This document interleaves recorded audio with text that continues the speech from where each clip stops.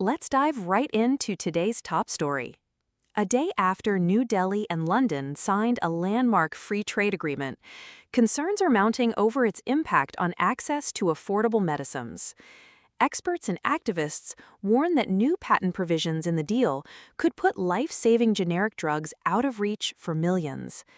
The intellectual property chapter reportedly pushes India toward so-called TRIPS Plus standards, which could limit the country's ability to issue compulsory licenses, the mechanism that once helped bring down HIV medicine prices.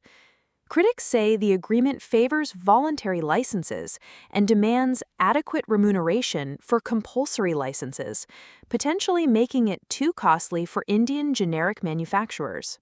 There are also fears the pact could weaken India's strong patent examination rules that prevent evergreening, the practice of extending drug monopolies with minor tweaks.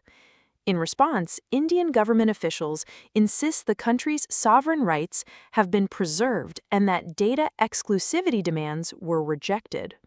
Industry groups welcome the deal, highlighting the benefits of zero tariffs and faster regulatory cooperation for India's drug exports to the UK's £45 billion pharmaceutical market. But public health advocates warn of wider stakes. India supplies about 1 in 5 generic medicines worldwide, and any relaxation of patent rules could set a precedent forcing stricter norms in ongoing talks with the EU and US. This might restrict affordable medicines flowing to vulnerable populations in Africa and Latin America. The agreement still needs legal review and parliamentary approval, a process that could take up to a year. Activists are mobilizing for last-minute changes, while industry hopes for smooth passage. The final text and how each side enforces it will determine if this pact balances innovation with accessibility or becomes a blueprint that stifles the vital generic drug industry the world depends on.